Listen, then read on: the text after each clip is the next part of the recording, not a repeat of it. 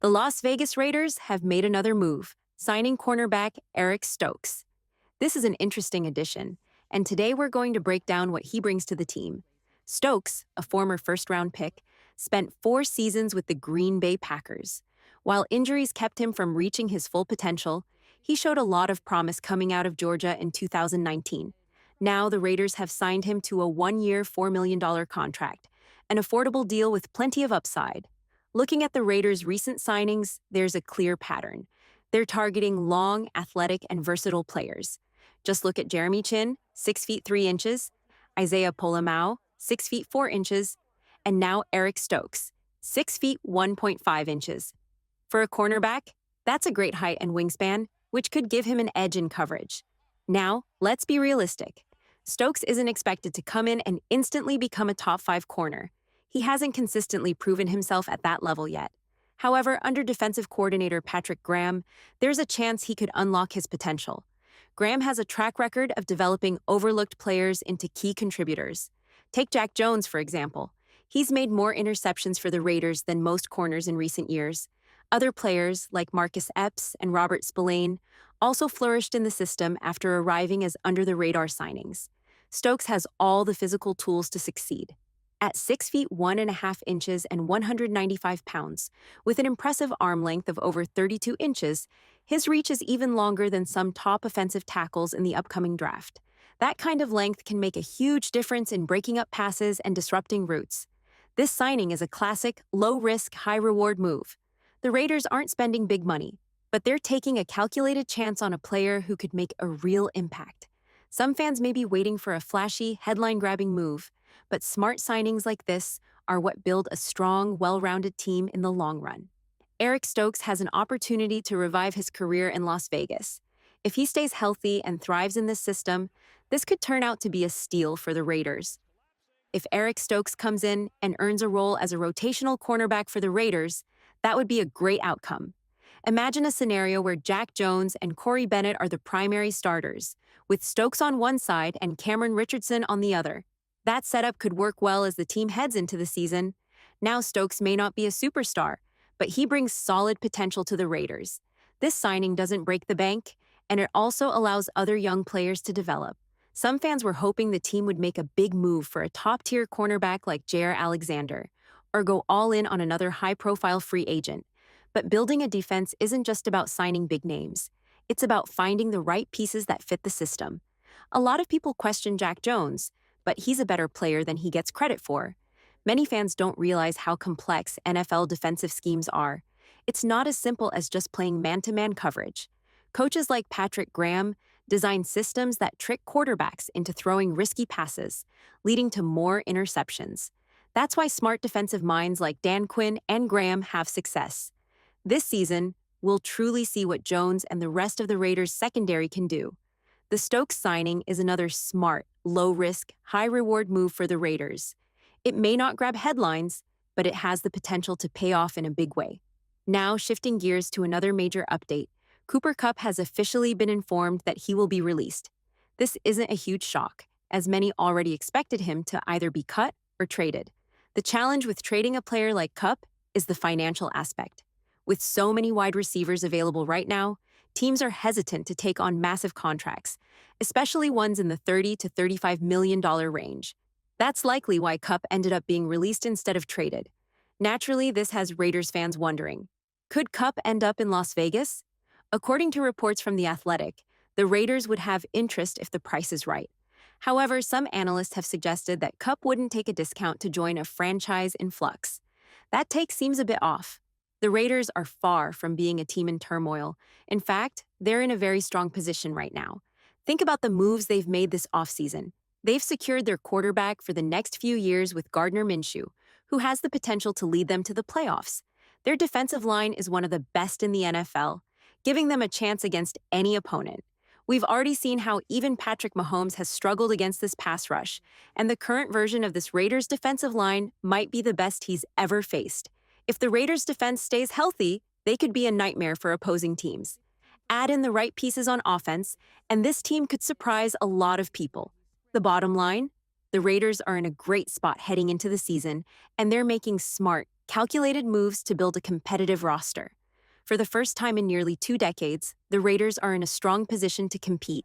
Maybe 2016 was the last time they were this close, with Derek Carr and Amari Cooper leading the way. But right now, the team is building something special. They just need to fine-tune a few areas to complete the puzzle. One key fix? The offensive line. The Raiders could use another guard or tackle. If they draft a right tackle with the sixth pick, DJ Glaze could shift inside to guard, alongside Alex Kappa. That one move could solidify the entire O-line, creating a stable foundation for the offense. Then, in the second round, they could target a running back, someone who could quickly become a top 10 back in the league. Add a veteran receiver like Cooper Kupp to the mix, and suddenly, this offense looks dangerous. They already signed Juwan Johnson, giving them another solid weapon. If the defense holds up, this is a team that could realistically make the playoffs and even make a push once they're there. Now let's talk about Cooper Kupp. If he were to join the Raiders, he'd likely be the team's primary X receiver. While he might not be the top target, Brock Bowers and Jacoby Myers would both compete for those opportunities. Kupp's experience and skill set would add a whole new dimension to the offense. Of course, it all depends on the price. If Kupp is asking for $20 million per year, that's a tough sell. But if the Raiders could bring him in on a one-year deal worth around $12 to $14 million, it would make a lot of sense. The wide receiver market is sky high, so even $14 million wouldn't be outrageous. Plus, Kupp could help mentor younger receivers, especially if the team drafts one in the later rounds. He's not going to put up 1,500 yards at this stage of his career, but he's still a reliable, high IQ player who knows how to get open. If the numbers work out, why not take the chance? According to The Athletic's Tashin Reed, the Raiders have legitimate interest. Now, it's just a matter of whether the two sides can find common ground. Shifting gears, there's also an interesting report from Jordan Schultz. He's hearing that the Patriots are exploring trade options for quarterback Joe Milton. They want to send him to a situation where he can continue developing, and that raises an interesting question. Should the Raiders make a move for him? Milton is an intriguing prospect. Coming out of college, he had all the tools: size, arm strength, and mobility. If not for injury concerns, he might have been a second-round pick. Generally, franchise quarterbacks go in the first round, while developmental guys with upside, like Geno Smith back in the day, fall into rounds 2 through 5. Milton fits into that category. He's raw but has the traits to succeed if given time. With Geno Smith as the Raiders' starter, the team isn't in urgent need of a quarterback, but Smith is 35 years old. It wouldn't hurt to bring in a young quarterback to sit and learn. Milton has already spent a year in the NFL, even if he hasn't played much.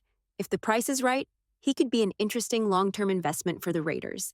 Last season, Joe Milton got some playing time filling in for Drake May, but he's still young and has a lot of room to develop. For the Raiders, bringing in a backup quarterback with potential, especially one with a similar playstyle to Geno Smith, should be a serious consideration. Right now, Aiden O'Connell is nothing like Smith. They're complete opposites in terms of skill set. If you're the Raiders, you have to think long-term. Finding a quarterback who can sit for 2 to 3 years, learn, and develop without the immediate pressure of being the guy would be a smart move. Milton won't get that opportunity in New England because the Patriots already have their franchise quarterback in May. Keeping him doesn't make much sense for them. And truth be told, there isn't much of a trade market for him. At this point, almost every team in the league has its quarterback situation figured out. The Titans are one of the few teams still in flux, and the Giants' situation is unclear as well, especially if they explore signing Russell Wilson. Meanwhile, rumors suggest Aaron Rodgers could end up with the Steelers. The Titans, who hold the number 1 first overall pick, are expected to take Cam Ward. Given all that, there's not much of a demand for a project QB like Milton, which means the Patriots would likely be willing to trade him for a late-round pick, probably a 6th or 7th rounder. If the Raiders aren't interested in Milton, another intriguing option would be Jalen Milroe. He has a ton of potential, but the challenge with him is that he'll likely be out of reach. Some team will see his upside and take him in the top 2 rounds. The Raiders aren't really in a position to draft a quarterback that early. They need to address key areas first, like right tackle, interior offensive line, and running back. A receiver or even a long-term defensive line addition could also be priorities. Milroe reportedly impressed a lot of scouts at the Combine, and given the buzz around him, It's hard to imagine he'll be available after the second round. But if he somehow slipped into the fourth or fifth round, he'd be worth considering. Otherwise, Milton is a more realistic option for the Raiders, one who wouldn't cost much and could be developed behind Geno Smith.